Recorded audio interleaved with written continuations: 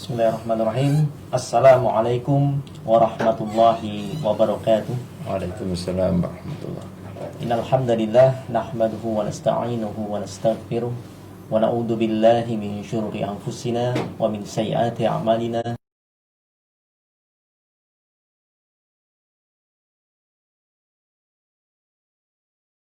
Syarikalah wa asyhadu anna Muhammadan abduhu wa rasuluhu la nabiyya ba'da. Alhamdulillah, Allahumma sholli ala Muhammad wa ala ali Muhammad. Alhamdulillah, pemirsa pengajian kami sore. Pertama-tama kita ungkapkan rasa syukur kita kepada Allah Subhanahu wa taala atas limpahan karunia-Nya, kenikmatan yang amat sangat banyak, sehingga pada sore hari ini bersama-sama kita masih dipertemukan dalam pengajian kami sore. Semoga aktivitas kita ini mendapatkan ridho dan keberkahan dari Allah Subhanahu wa taala. Kedua, salawat serta salam semoga senantiasa tercurah pada junjungan sahabat dan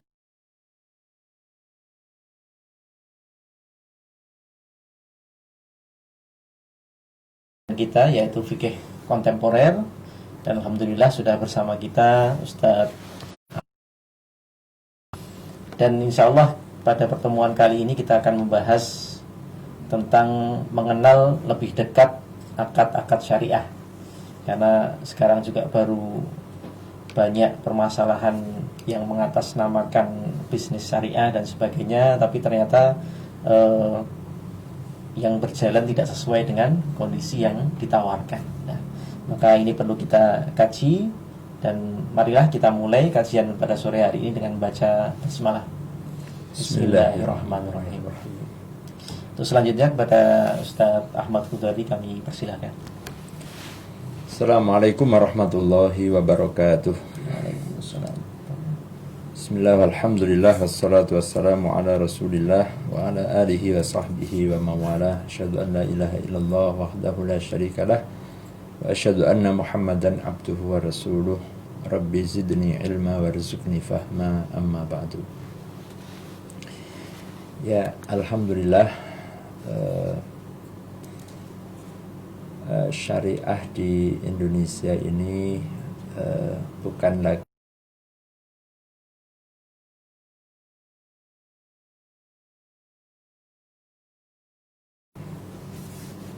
di dalam negara kita, ya, dalam konstitusi kita, bahwa praktek syariah Islam itu diakomodir.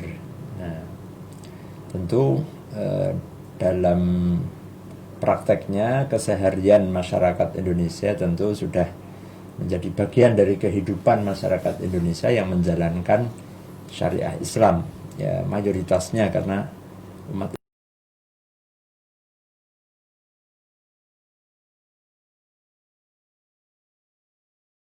hal masalah dalam hal ekonomi, ya, dalam hal muamalah.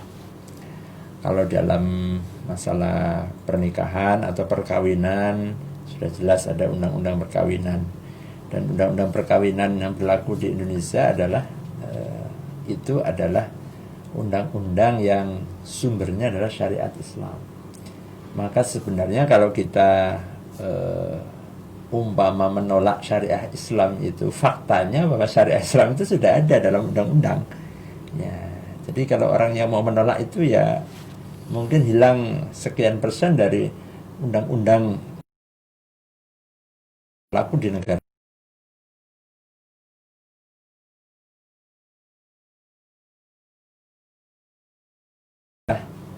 Di dalam hal kegiatan ekonomi, ya, baik itu sektor real maupun dalam sektor perbankan, ya, keuangan, ya. Nah, di mana di dalam undang-undang perbankan syariah juga sudah ada undang-undang tentang pasar modal syariah juga sudah ada, ya. Nah, sehingga kita juga tahu, dan ini juga saya yakin semua memahami sekarang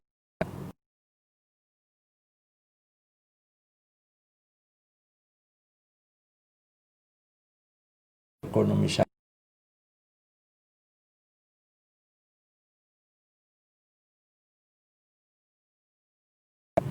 dengar beritanya ada 3 bank syariah plat merah ya akan merger ya, akan merger dan kalau itu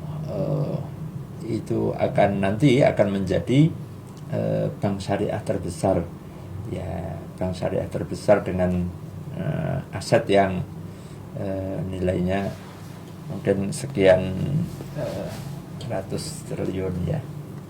Nah, jadi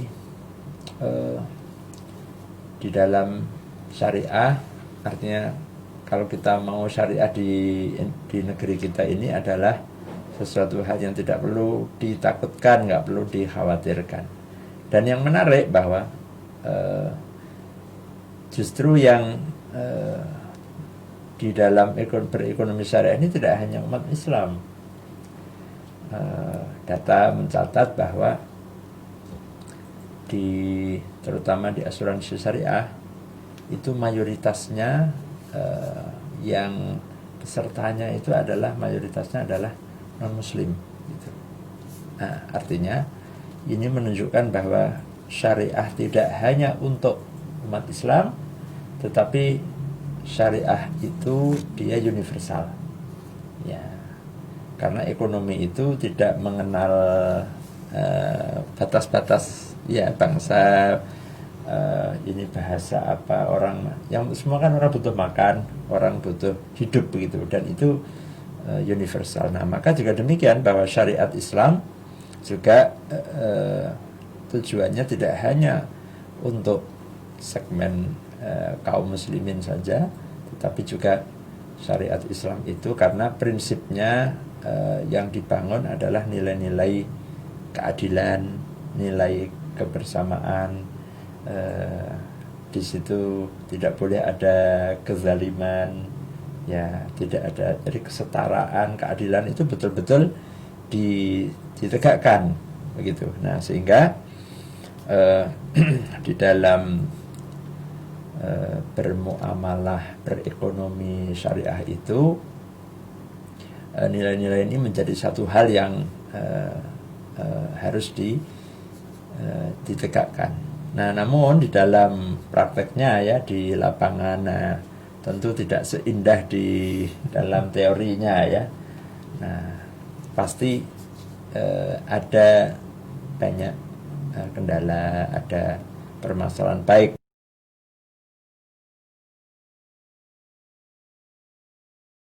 di para pelaku ya, para pelaku bisnis syariah itu sendiri yang belum memahami secara utuh ya, atau ketidakpatuhan ya, kadang-kadang mungkin ya bisa dibayangkan ya, sudah terbiasa dengan sistem yang sekian lama, sudah mendarah daging, kemudian untuk beralih ke sistem yang baru tentu tidak semudah langsung kemudian berubah secara mudah gitu. Nah, itu kira-kira sedikit menjawab tentang permasalahan-permasalahan di bawah.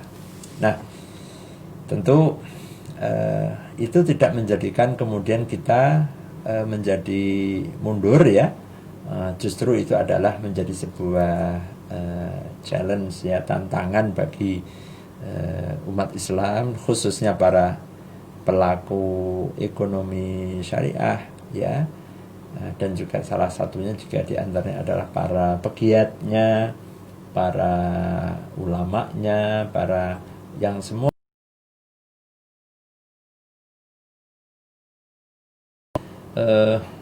alhamdulillah kira-kira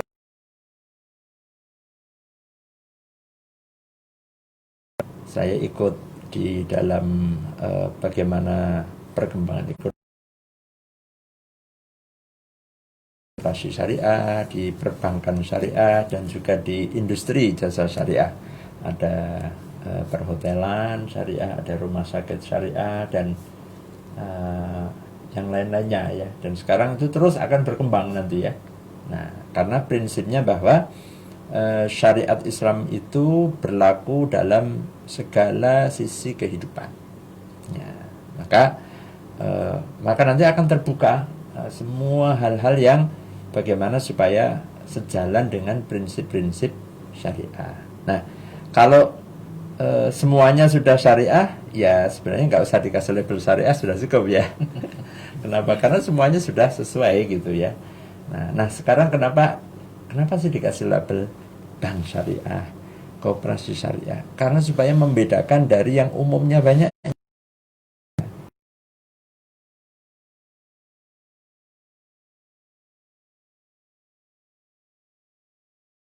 Mungkin kenapa?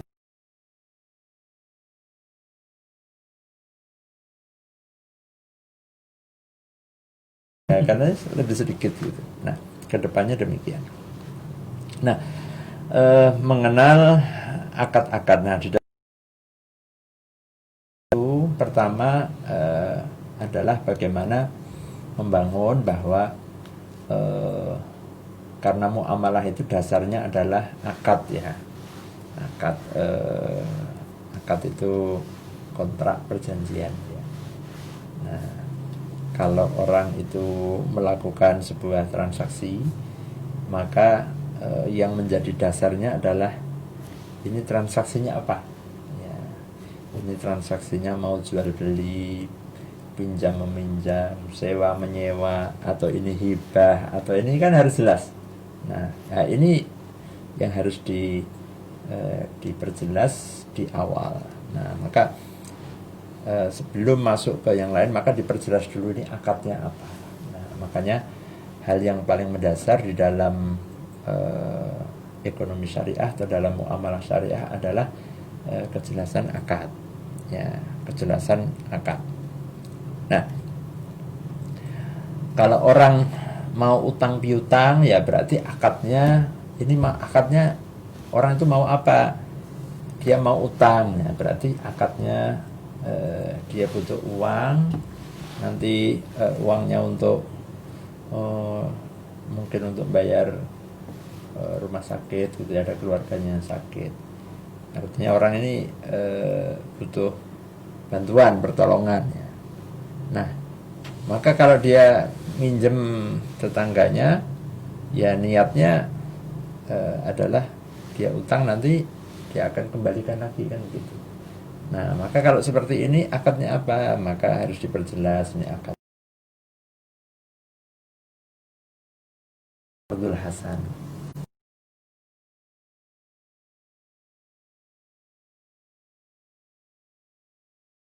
Boleh ada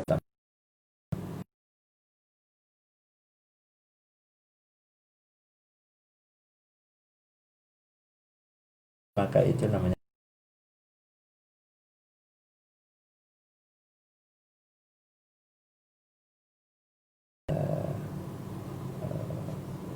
masyrutun fahuwa riba.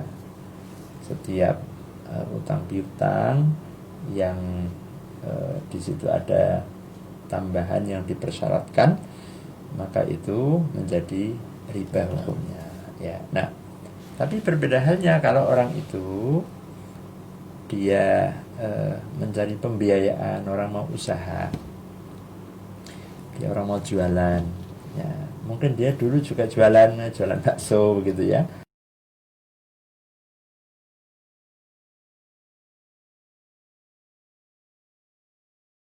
pengen jualan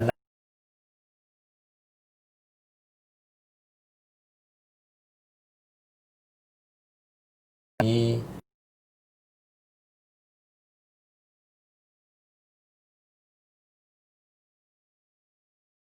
bisa masak, bisa macam, tapi dia nggak punya modal ya, nggak punya modal. Nah kemudian orang ini datang ke lembaga keuangan, apakah itu bank syariah atau ya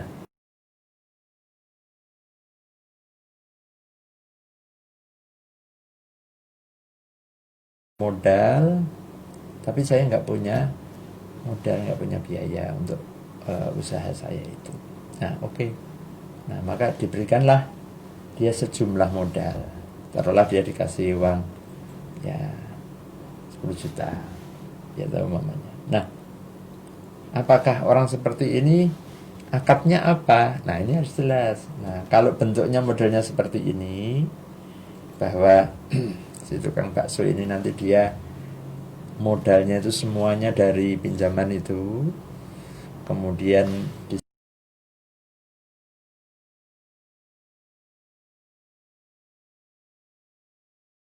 persentasenya ya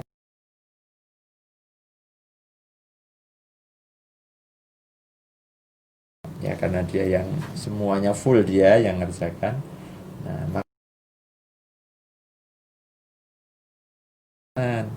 tetapi namanya akadnya adalah mudharabah. Ya, mudharabah itu artinya bagi hasil. Nah, si pemodal dia hanya memberikan modalnya, semuanya dimodali dia, dan dia tidak ikut mengelola. Ya, sudah semuanya diserahkan sepenuhnya sama tukang bakso. Dari 10 juta ini kamu beli gerobaknya, ya, atau mungkin sewa tempatnya untuk bikin semuanya.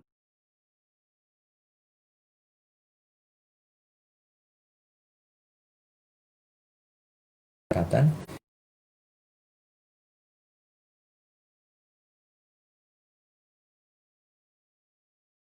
bersih sekian, ya, bersih sekian. Nah,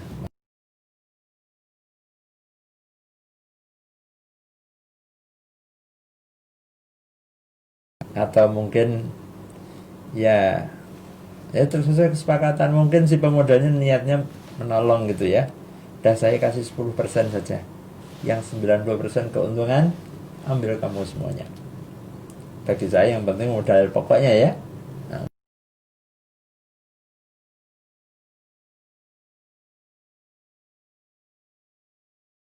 jadi kalau porsinya 90 10% boleh ya, tapi ya tentu yang ya yang masuk akal lah ya.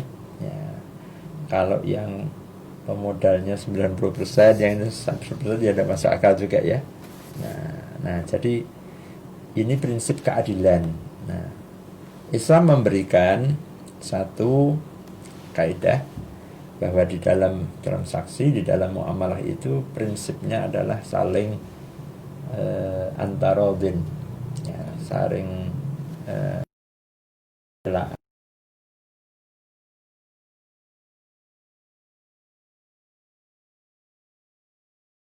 akad itu di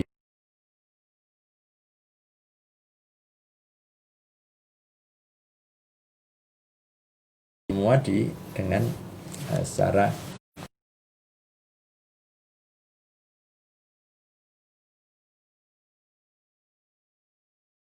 mudharabah,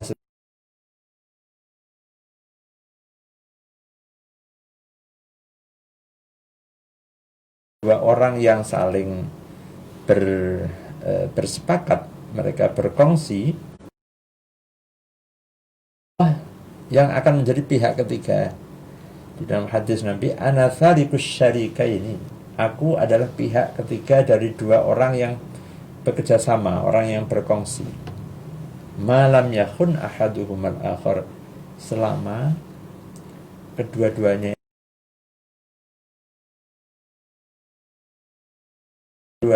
ini saling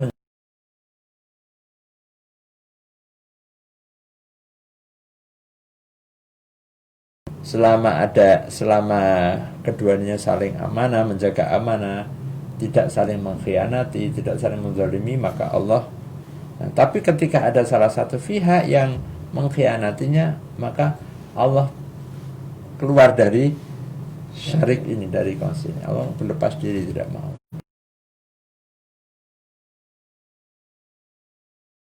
Prinsip ini akan melahirkan apa ya? Suasana orang tuh menjaga yang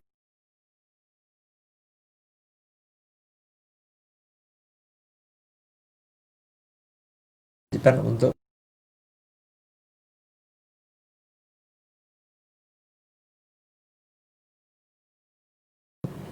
Nah, jadi tidak dimanipulasi laporannya, tidak kemudian ya membuat rekayasa dan seterusnya. Nah, ini adalah contoh mudharabah, dan ini saya kira berlaku dalam banyak ya, bisa di dalam segala sektor yang itu tentunya secara syariat dibolehkan ya. Yang tidak dibolehkan dalam konteks hal-hal kalau itu menyangkut hal-hal yang dosa, hal-hal yang halal ismi wal udwan ya, ada nilai kemaksiatan kepada Allah, tentu itu hukumnya terlarang. Hanya nggak boleh kita membiayai ya, pembiayaan untuk hal-hal usaha-usaha yang non halal, ternak babi namanya gitu ya, nggak boleh ya. Warung buka warung, menunya menu-menu yang non halal ya, tentu tidak boleh ya. Nah, apalagi kalau itu untuk hal-hal yang kriminal ya, apalagi itu untuk hal-hal yang kriminal ya, tentu jelas tidak boleh. Untuk narkoba tidak boleh ya, hal-hal yang apalagi bisa merusak ya. Nah,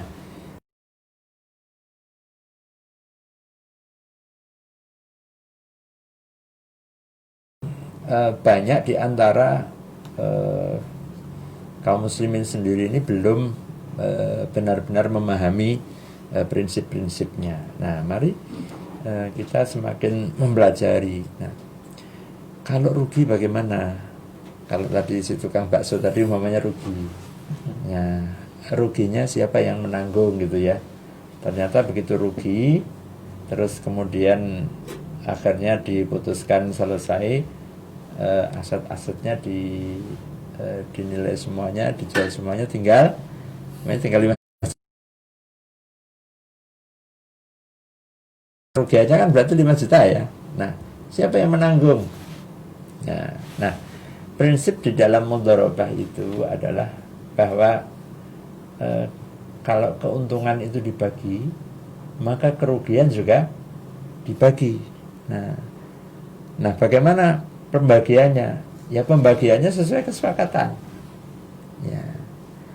Maka logika keadilannya ya, kalau memang ini tidak ada faktor kesengajaan, tidak ada human error ya, mismanagement, itu mestinya bersama-sama ya, sesuai dengan porsinya ya. Namun kalau itu adalah karena human atau karena kesengajaan, kalau ini, nah maka tentu kalau ada kerugian ya ditanggung oleh yang pelaku. Kenapa? Karena itu faktor kesalahan dia. Ya. Contohnya ya kalau umpamanya ada kelalaian dia. Ya.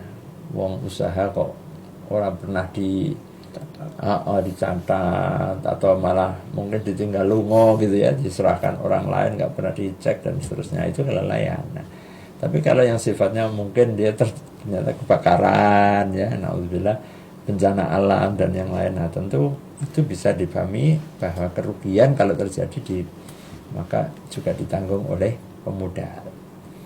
Nah, namun demikian sekiranya di kesepakatan di awal pelaksana ini menjamin nanti kalau saya rugi maka kerugiannya semua saya tanggung, artinya bahwa modal itu dijamin,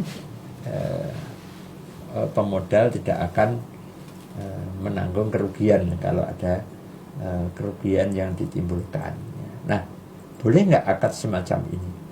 Kalau pihak pelaksana dia menjamin dan juga dengan atas kerelaannya, kesepakatannya boleh. Nah, boleh juga seperti itu. Nah, tentu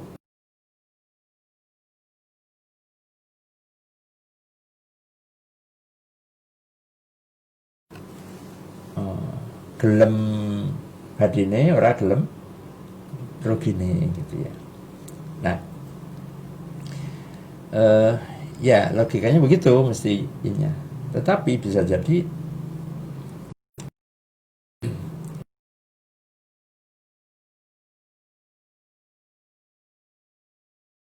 adalah inginnya, tujuannya ingin rugi atau ingin untung?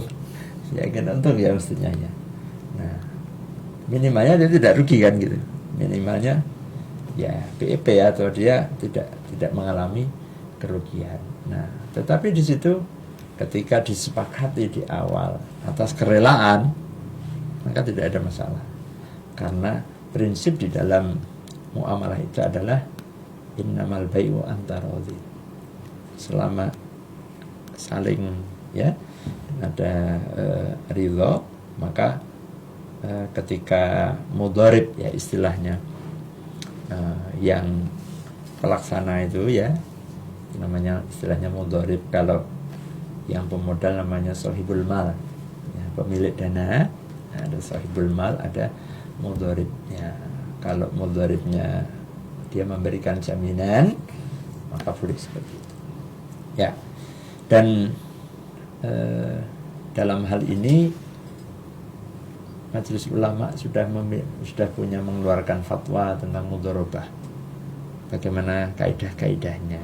Nah, sebenarnya kalau semua itu kembali kepada fatwa ya, yang sudah dibuat oleh Dewan Syariah Nasional Majelis Ulama Indonesia, dan itu detail ya.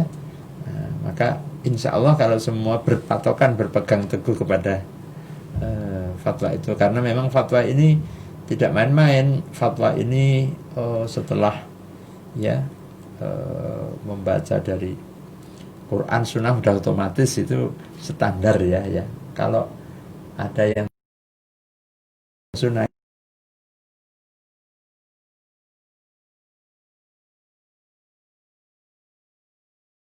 referensi yang primer, yang paling mendasar itu pastinya. Nah, ditambah lagi dengan dari ya berbagai rujukan dari para ulama, mulai dari yang klasik sampai yang kontemporer ya, dan juga dalam modern di era sekarang ini,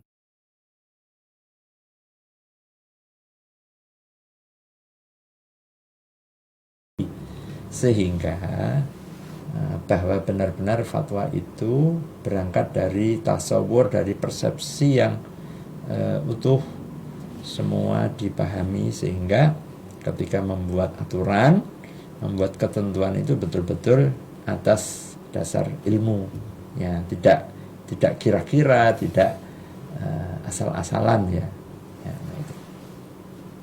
itu ada tentang akad mudharabah. Kemudian yang kedua, mungkin nanti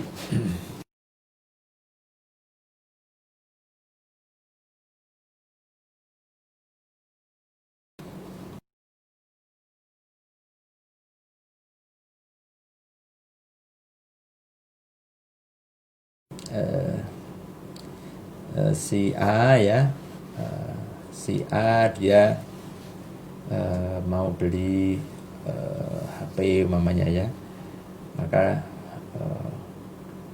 HP-nya harganya 1 juta, sementara dia belum punya uang 1 juta ya, dan kira-kira penghasilannya juga hanya 1 juta. Itu kan nggak mungkin kalau penghasilannya langsung untuk beli HP semuanya. Dia butuh makan, dia butuh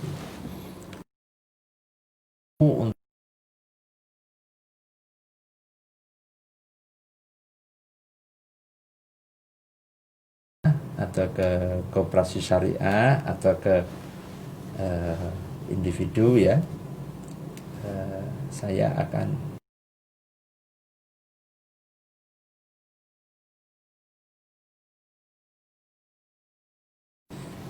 maunya pengen HP mereknya begini harganya segini. Oke, 1 juta plafonnya. Nah, maka kemudian dari bank dia akan membelikan HP itu. Mungkin bank sudah punya kerjasama dengan toko HP atau counter. Terus setelah bank itu membeli, bank itu menjual kepada si A yang pengen butuh HP tadi, yang harganya dia beli adalah 1 juta. Kemudian dia mengambil kepada dari pembeli si A ini, taruhlah umpamanya dijual lagi 1.200.000 ya. Tapi karena dia tidak bisa beli secara cash, dia beli secara cicilan, dicicil sampai umpamanya 12 kali. Nah, maka setiap bulan umpamanya dicicilnya boleh bulanan, boleh mungkin mingguan, ya terserah sesuai termin yang disepakati. Jadi di situ ada mengambil margin keuntungan yang disepakati. Nah, ya inilah model orang penjual dapat keuntungan yang untungnya itu pembeli pun tahu. Ya. Kalau umumnya kita jualan biasa umumnya ya, kan pembeli nggak tahu berapa keuntungan penjual, ya. Dan juga tidak ada keharusan penjual untuk menyampaikan kepada pembeli ini harga dasarnya kulaane piro, kan nggak ada keharusan ya. Ya ini saya jual sekian, kamu mau apa enggak? Kalau mau ya silahkan beli, kalau enggak mau di murabahah itu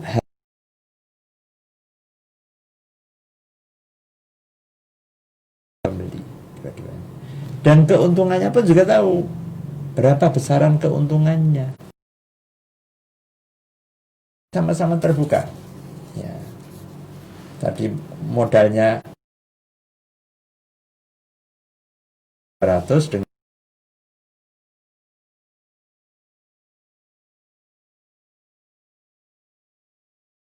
kalau saya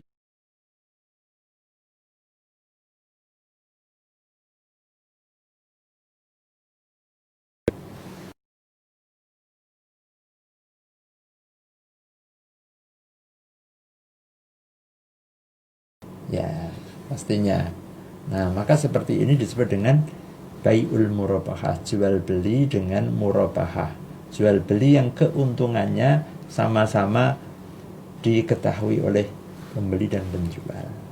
Nah, maka dalam hal ini orang si A tadi dia itu membeli HP tadi dari Bank Syariah. Nah, tapi si A ini dia nggak terima HP, dia terima uang. Nah, gimana nih, dia dikasih uang dia. Jadi seakan-akan kayak dia pinjam 1 juta, nanti dia bayarnya 1.200.000 gitu ya. Nah,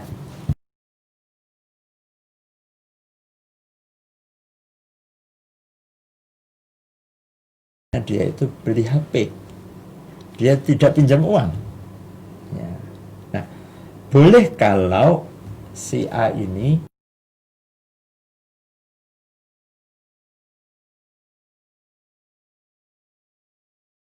sah, namanya taukil wakalah kepada si A. Ya sudah, sekarang kamu tak kasih kuasa, kamu sebagai wakil bank, kamu beli atas nama bank, kemudian setelah itu baru dia jual lagi, setelah itu baru akad.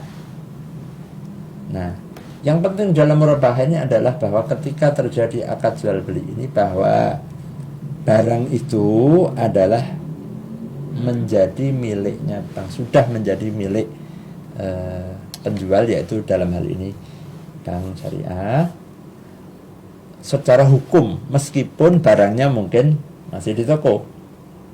Ya. Nah, makanya sebenarnya dengan kemajuan sekarang mudah sekali ya. Mungkin bisa pakai WA. Tolong ya, saya beli HP dengan spek begini, harganya berapa? 1 juta. Oke ya, saya beli 1 juta. Ya, nanti barangnya diambil sama ada orang yang datang ambil. Nah, padahal sebenarnya itu hakikatnya HP itu sudah menjadi miliknya bank. Nah, begitu dia sudah, berarti itu hak secara hukum sudah menjadi miliknya. Nah, setelah menjadi miliknya, maka boleh untuk dijual. Ya, baik itu dijual secara cash maupun dijual secara angsur, cicilan. Nah, jual beli murabahah seperti ini. Nah, beda hanya kalau dia itu pinjam uang, tapi terus kemudian tidak tahu uang ini mau dipakai apa.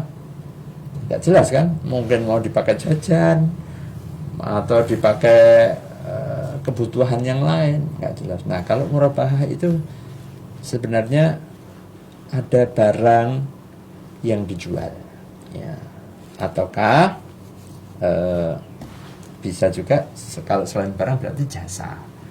Ada jasa atau barang yang dijual dengan margin keuntungan yang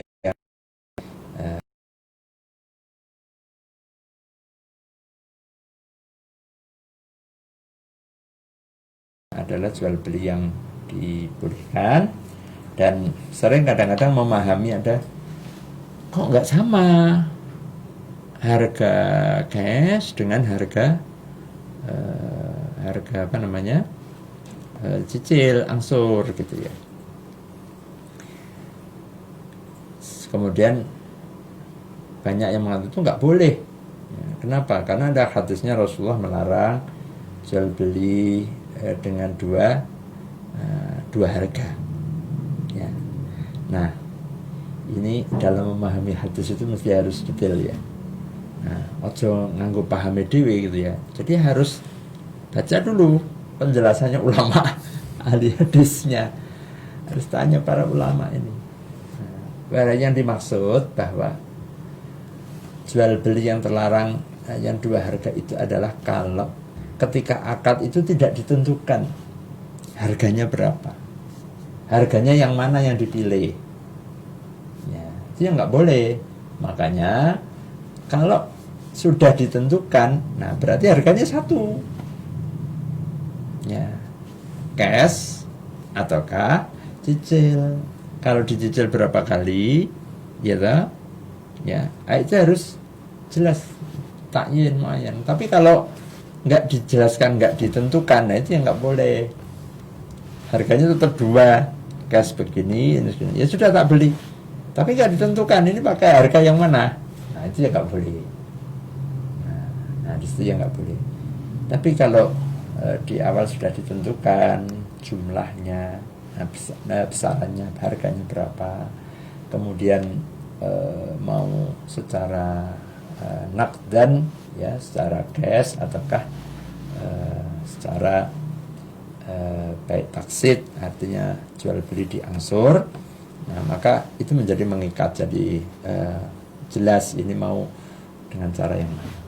Nah itu disebut dengan jual beli murabahah, ya, bai'ul murabahah. Nah, dan saya kira ini bagus kalau kemudian tidak hanya di perbankan saja. Kalau di antara individu-individu kita juga melakukan praktek jual beli murabahah seperti ini, tentu akan bagus ya. Di mana juga masing-masing dapat keuntungan dari penjual ya, umpamanya ya, dia bisa mendapatkan keuntungan. Dari sisi pembeli dia bisa ringan karena belinya tidak cash ya, begitu. Nah, cuman ya tadi yang perlu dipahami prinsip-prinsipnya dalam murabahah ini adalah bahwa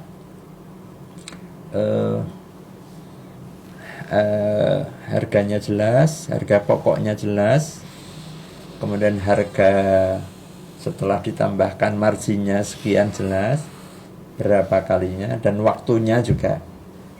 Nah, catatan lagi, kalau sekiranya ternyata waktunya molor ini cicilannya, maka tidak boleh ditambahkan harganya. Nah, ini yang membedakan. Jadi ya harganya fix ya. Seandainya umpamanya dia tadi 1 juta jadi 1.200.000 ya. Nah, tadi HP-nya tadi. Nah, ternyata dia molor jadi sampai 13 bulan gitu, belum lunas. Apakah kemudian boleh menambahkan harganya jadi naik jadi 1.300.000? Tidak boleh.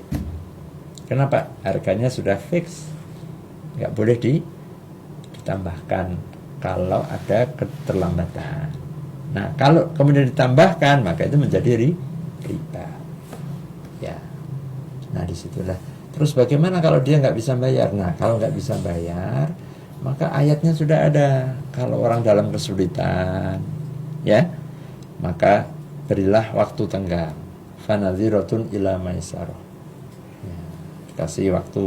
Oh, udah Yaudah kalau nggak bisa tambah lagi waktunya, kan begitu ya.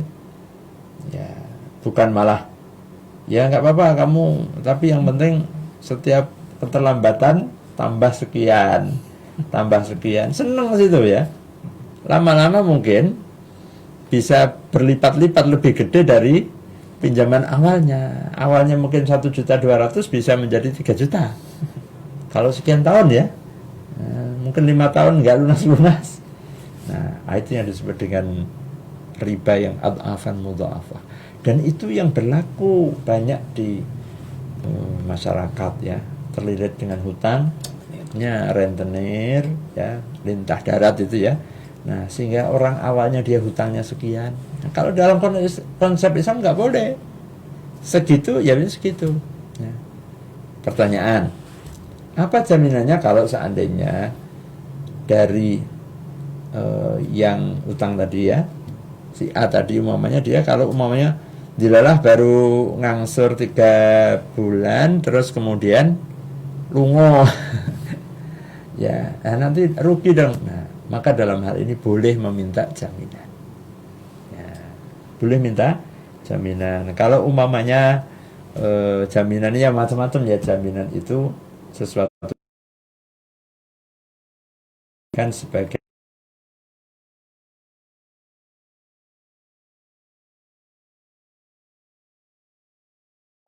ya, dan bisa barang itu dijual yang hasilnya untuk melunasi utangnya tadi ya. Nah, cuman kadang-kadang juga zalim ya, harganya dijual seenaknya harganya begitu ya, atau kadang-kadang langsung dimiliki begitu ya. Nah, itu juga tidak boleh. Atau jaminan tidak harus dalam bentuk barang, maka jaminan juga bisa dalam bentuk menyekat KTP kayak begitu ya. Ya, itu jaminan. Atau jaminannya bisa dalam bentuk jaminan orang. Nah, umpamanya Pak Aryadi menjadi penjamin. Ini kalau dia ngemlang, dia ngilang ya, nanti yang bayari Pak Aryadi umpamanya gitu ya, dia penjaminnya. Nah, boleh. Jadi tapi nggak ada barangnya, nggak ada jaminan ya, kalau motor mungkin BPKB-nya gitu. Ya, sehingga dia tidak bisa menjual itu. Nah, di dalam hal ini ketika orang yang memberikan uang tadi membutuhkan jaminan,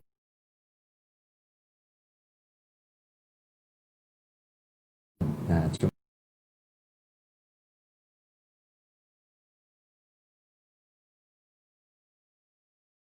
menjadi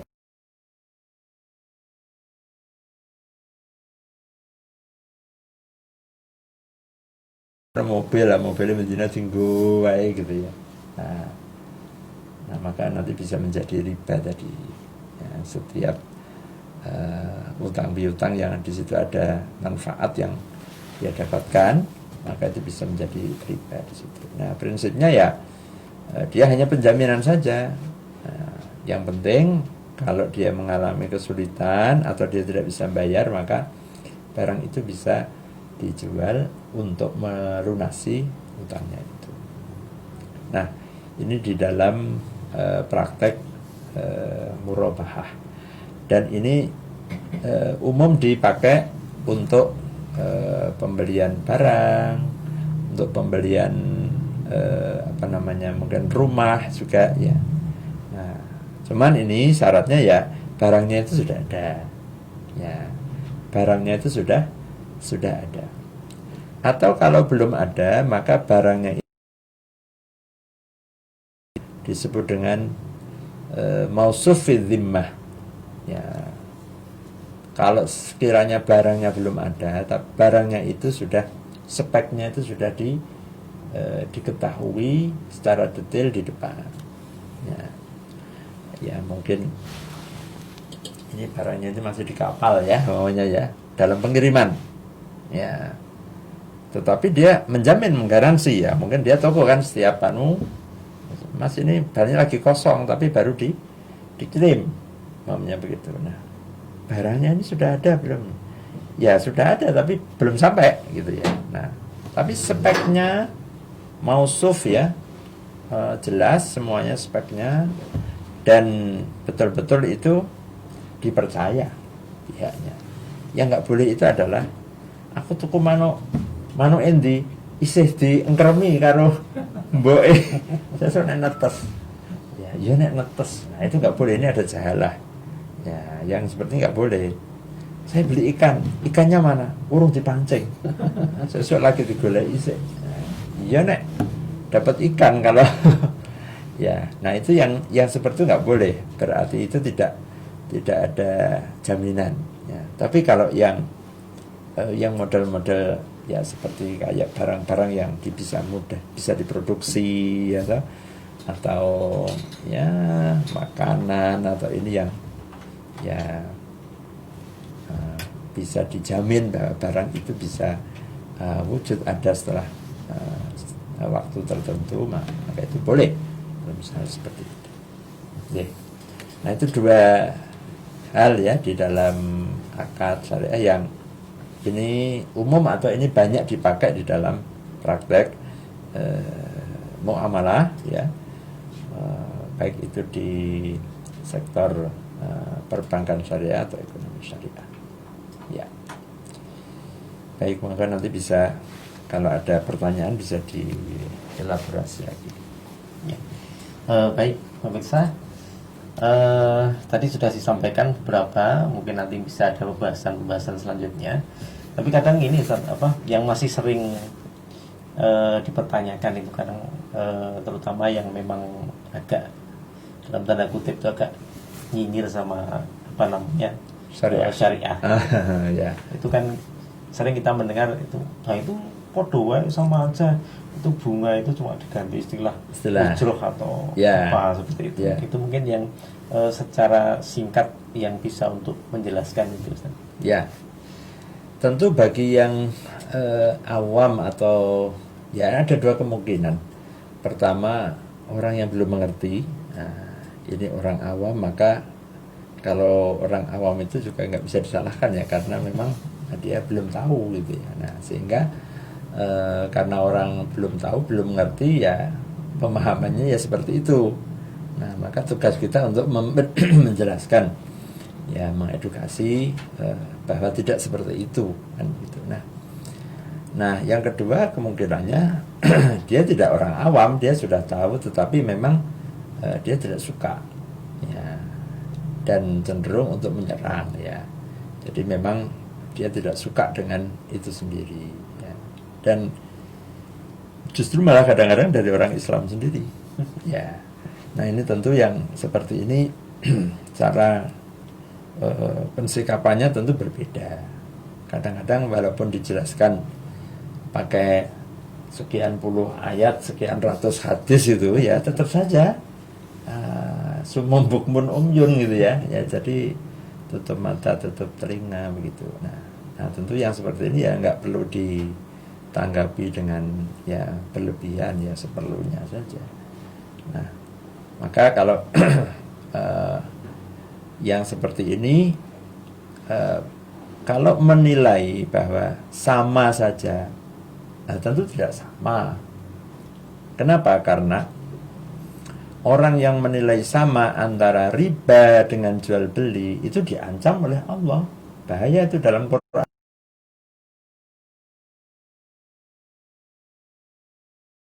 Dzalika bi annahum qalu innamal bai'u mithlur riba.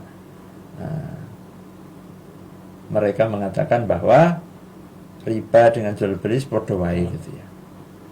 Padahal Allah menegaskan, ora padha. Allah tegaskan wa ahallallahu al-bai'a wa harrama riba.